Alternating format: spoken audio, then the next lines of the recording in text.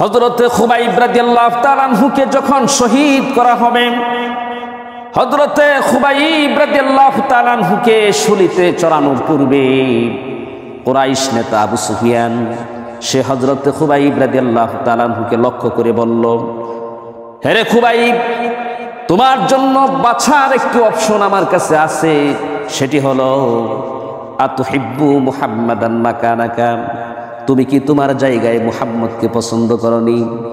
অর্থাৎ তুমি খুবাইবকে ছেড়ে দেওয়া হবে আর তোমার পরিবর্তে মুহাম্মদ সাল্লাল্লাহু আলাইহি ওয়াসাল্লামকে শহীদ করা হবে, শুলিতে চড়ানো হবে। এটাকে তুমি পছন্দ করনি? শুধু বলো হ্যাঁ আমি এটা পছন্দ করি, তাহলে তোমাকে কিচ্ছু করা হবে না, তোমাকে ছেড়ে দেওয়া হবে। হযরত খুবাইব রাদিয়াল্লাহু তাআলা আনহু স্পষ্ট জবাব দিয়েছিলেন, হেরে কুরাইশ নেতা আবু সুফিয়ান, লা আল্লাহি, আল্লাহর কসম খেয়ে বলি, মা উহিব্বু আই ইয়াফতিয়ানি বিশাওকাতিন ইউশাকুহা ফি কদামিহি।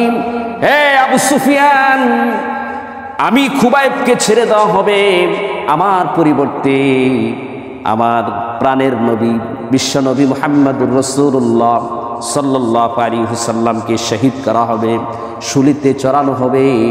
এটা তো দূরের কথা, আমার পরিবর্তে আমার নবীজিকে শুলিতে চড়ানো তো দূরের কথা, আমাকে ছেড়ে দেওয়া হবে, পরিবর্তে আমার নবীর পায়ে একটি কাঁটা বিদ্ধ হবে, এটাও আমি খুবাইব বরদাস্ত করতে পারবো না। আল্লাহু আকবার, আল্লাহু আকবার।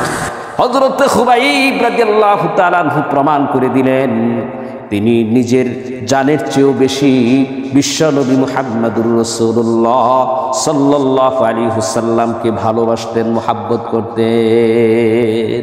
আল্লাহু আকবার, আল্লাহ।